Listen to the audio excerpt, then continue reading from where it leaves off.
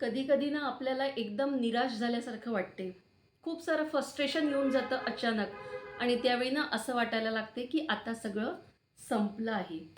आता आपण काहीच करू शकत नाही. अशी वेळ ना बरेचदा आपल्या आयुष्यामध्ये येते. तर नमस्कार मित्रांनो, मी शीतल आणि स्वागत आहे तुमचं माझ्या आजच्या व्हिडिओमध्ये. आणि आजचा जो विषय आहे इन्स्पिरेशन म्हणजेच प्रेरणा. तर प्रेरणा कशी वर्क करते आपल्या जीवनामध्ये याच विषयी आज आपण बोलणार आहेत. तर ना इन्स्पिरेशन जे आहे ना ते खूप महत्त्वाचं आहे आपल्यासाठी. कधी कधी ना ज्या ठिकाणी आपल्याला असं वाटते की आता सगळं संपलेलं आहे, तर तीच वेळ ना नव्याने काहीतरी करण्याची असते. फक्त त्यावेळी ना आपल्याला गरज असते एका इन्स्पिरेशनची. फक्त ना आपल्याला एक थोडा पुश करायची गरज असते. कोणीतरी आपल्याला ना थोडं काय म्हणतात त्याला, चाबी भरण्याची गरज असते. बाकी जे काही करायचं आहे ते तर आपल्यालाच करायचं असते. तर अशी ही ना इन्स्पिरेशन, प्रेरणा आपल्या आयुष्यामध्ये काम करत असते. मग ती प्रेरणा कोणतीही असो आणि ती प्रेरणा कुठूनही आलेली असो. प्रेरणा घ्यायला की असं काही नाही की खूप मोठ्या-मोठ्याच गोष्टीतनं प्रेरणा घ्यावी लागते, असं काही नाही आहे. ती प्रेरणा तुम्ही कुठूनही घेऊ शकतो. साध्या मुंगीतून, फुलातून, निसर्गातून, उगवत्या सूर्यातून, एखाद्या पुस्तकातून, एखाद्या वाक्यातून, कुठूनही तुम्ही प्रेरणा घेऊ शकता. फक्त ती ना आपल्याला जाणवली पाहिजे आणि ओळखता आली पाहिजे. आणि ना प्रत्येक यशस्वी माणसामागे काही ना काहीतरी प्रेरणा असतेच. बिना प्रेरणेशिवाय यश मिळवता येत नाही. मग ती प्रेरणा कोणाचीही असो, त्यांच्या आई-वडिलांशी असो किंवा त्यांना आलेल्या अपयशाची असो, अपयशातून सुद्धा प्रेरणा घेता येते. तर अशी इन्स्पिरेशन जीवनामध्ये आपल्या काम करत असते. माझ्या या यूट्यूबच्या प्रवासामध्ये माझी प्रेरणा कोण? तर हे मी तुम्हाला आज सांगते. तर ना, मी जेव्हा सुरुवात केली यूट्यूबला व्हिडिओ टाकायला, मी शॉर्ट्स व्हिडिओ टाकायची आणि त्यात ना पहिला व्हिडिओ टाकला होता. मी माझी 9 वर्षाची भाची आहे, तिचा पहिला एक शॉर्ट्स व्हिडिओ टाकला होता आणि तो अगदी सहज टाईमपास म्हणून काहीतरी बा तिला छान ॲक्टिंग वगैरे येते, छान बोलता येते म्हणून मी तिचा शॉर्ट व्हिडिओ टाकला होता. आणि त्यानंतर मग काहीच नाही, काहीच काम केलेलं नाही यूट्यूब. कारण त्यावेळी असं काही ठरलेलंच नव्हतं की आपल्याला यूट्यूबला काम करायचं आहे, व्हिडिओ टाकायचा आहे, असं काहीही माझ्या डोक्यामध्ये नव्हतं. तर तो एक व्हिडिओ टाकला आणि मग तिथेच थांबली. पण ना मी यूट्यूबला व्हिडिओ पाहायची, बरेच लोकांचे व्हिडिओ पाहायची, की जे सक्सेस झाले आहे यूट्यूबमध्ये. म्हणजे माझ्याच जिल्ह्यातले, माझ्या गावातले इतके लोकं यूट्यूबवर काम करतात आणि ते छान आज खूप म्हणजे खूप नाव त्यांनी या सोशल मीडियामध्ये, या यूट्यूबवरती कमावलेलं आहे. तर मी त्यांची व्हिडिओ पाहायची आणि ना जेव्हा त्यांची व्हिडिओ पाहायची ना, तर मी इन्स्पायर व्हायची त्यांच्याकडे पाहून. मग मला पण ना माझ्या मनामध्ये वाटायला लागायचं, "अरे आपण पण तर करू शकतो ना, करायला काय हरकत आहे?" पण ते ना ते व्हिडिओ पाहिले की तेवढ्यापुरतं यायचं आणि परत मग जैसे थे. तर मग एक दिवस ना मी असाच व्हिडिओ बनवला.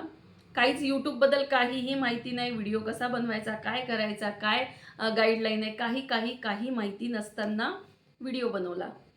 तर सुरुवात होती माझी एक मी स्वतःच केलेली एक कविता. विदर्भ म्हणजे आमच्या वऱ्हाडी भाषेत केलेली एक कविता मी टाकली होती. आणि बरं ती कविता मी टाकली आणि तिला ना अनलिस्टेडच ठेवली. म्हणजे तिला मी हे पण माहीत नव्हतं की पब्लिक करावं लागते. आणि ती अनलिस्टेडच ठेवली. मग नंतर काही व्हिडिओ पाहिल्यानंतर कळलं, अरे पब्लिक करावं लागते. मग तिला पब्लिक केली. तर अशी ही step by step, step by step सुरुवात झाली. सुरुवातीला कविता टाकली. त्यानंतर महिला दिनांवर एक छोटासा शॉर्ट व्हिडिओ बनवून टाकला. 3 काहीतरीच मिनिटाचा व्हिडिओ असा बनवून टाकला. तर माहिती आहे का, हे जे मी व्हिडिओ बनवायची ना, तर हे व्हिडिओ माझी 9 वर्षाची जी भाची आहे माझी, ती ते व्हिडिओ पाहायची. आणि म्हणजे पाहायची, फक्त असं नाही की पाहायची, तर तिला ना ते व्हिडिओ कळायचे की मी त्या व्हिडिओमध्ये काय सांगितलेलं आहे. मी त्या व्हिडिओमध्ये काय बोललेली आहे, ते तिला कळायचं. म्हणजे ती समजून घ्यायची, त्याचा अर्थ लावायची. आणि मग एक दिवस तिने मला सांगितलं, "आत्या, तू ना हे असे व्हिडिओ बनवले ना, तू ना त्यामध्ये हे असं सांगितलं आहे ना, तुझी ना ती कविता आहे ना, मला तर खूप हसायला आलं आत्या तुझी ती कविता पाहून. आणि जो महिला दिनाचा मी व्हिडिओ बनवला होता त्यावर पण तो पण व्हिडिओ तिने मला सांगितलं की मी त्या व्हिडिओमध्ये काय बोललेली आहे. आणि मग मी असे ना व्हिडिओ असा एक व्हिडिओ बनवत गेली आणि ती मला माझ्या प्रत्येक व्हिडिओमध्ये जे तिने पाहिलेलं होतं, जे मी बोललेली होती, ते मला ना ती सांगायची. आता तू हे म्हटलं आहे ना, एक मी पैशावरचा व्हिडिओ टाकला होता. स्त्रीचे कुटुंबातील स्थान हा व्हिडिओ टाकला होता. तर ती मला सांगायची, "आत्या तू असं सांगितलं आहे ना त्यामध्ये स्त्रियांविषयी किंवा बायांविषयी की बाईला स्वातंत्र्य नसते, तिला तिच्या नवऱ्याला विचारून जावं लागते." हे सगळं तिला समजत होतं. तिच्या वयाच्या मानाने तिच्यासाठी खूप मोठ्या गोष्टी होत्या या, पण ते तिला समजत होतं. आणि हे ती मला सांगत होती, की "आत्या तू हे सांगितलेलं आहे आणि आत्यानं हे खरंच आहे असं. आपण ना पैशाची बचत करायला पाहिजे, असं करायला पाहिजे," असं ती मला सांगायची. आणि माहीत आहे का, तिच्या ह्याच गोष्टी माझ्यासाठी प्रेरणा बनत गेल्या. तिच्या ह्या छोट्या-छोट्या गोष्टी ज्या ती मला सांगायची ना, ह्या मी म्हणजे मला वाटायला लागलं, की अरे ही इतकी छोटी मुलगी जर मी काय सांगते आहे, मी व्हिडिओमध्ये काय बोलते आहे, हे जर तिला कळते आहे, इतकी छोटी असून तिच्या वयाच्या मानाने ते विषय खूप मोठे होते, तरी पण ती जर त्या गोष्टी समजू शकत आहे आणि मला एक्सप्लेन करत आहे, तर मी जर व्हिडिओ टाकले तर ते मोठ्यांना पण कळतील. जर ही एक छोटी मुलगी ती समजून घेऊ शकत आहे, तर बाकीचे पण समजून घेतील. तर तिची ही एक प्रेरणा, ती ज्या ह्या गोष्टी माझ्याशी शेअर करायची, मला सांगायची, तिचीच ही प्रेरणा माझ्यासाठी मला YouTubeवर काम करायला भाग पडलं. की तिला व्हिडिओ कळत होते, म्हणून मी इन्स्पायर झाली, की हिला व्हिडिओ कळतात आहे, तर निश्चितच माझे व्हिडिओ दुसऱ्यांना पण कळतील. म्हणून मी एक एक विषय घेऊन त्यावर काम करायला लागली. आणि आज खरंच तीच माझी प्रेरणास्त्रोत आहे माझ्या YouTubeच्या प्रवासातली. ती आजही माझा एकूण एक व्हिडिओ पाहते. तिच्या डोक्याच्या खूप वरचे आहे काही-काही व्हिडिओ.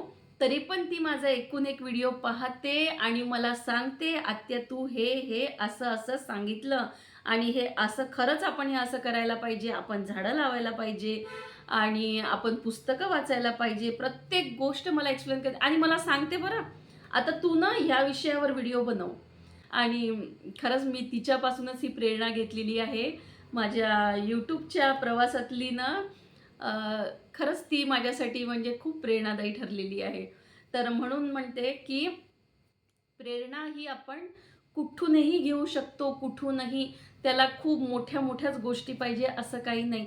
फक्त ना आपल्याला ती प्रेरणा ओळखता आली पाहिजे आणि तिला आपल्याला अ, समजून घेता आलं पाहिजे, की असं केल्याने आपण काय करू शकतो. तर आपल्याला ना तिथे थांबायचं नाही आहे. तर ते ओळखून घेऊन ना आपल्याला आपला पुढचा प्रवास करायचा आहे. फक्त ना जे काही करायचं आहे ना, ते तर आपल्याला स्वतःलाच करायचं असते. फक्त ना कोणीतरी आपल्याला एक धक्का द्यायची गरज असते, की त्या धक्क्याने आपण पुढे सरकत असतो.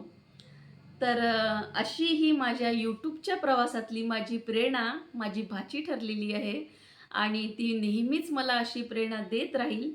आणि तिच्या प्रेरणेनेच मी तुमच्यापर्यंत असे काही छान-छान विषय घेऊन आणखी व्हिडिओ बनवत राहील. तर अशी ही माझ्या YouTubeच्या प्रवासातली प्रेरणा तुम्हाला कशी वाटली?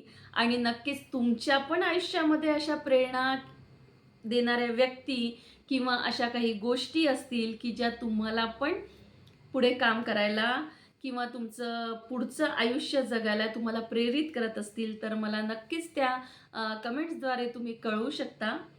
आणि जर माझा व्हिडिओ आवडला असेल, तर एक लाईक जरूर करा.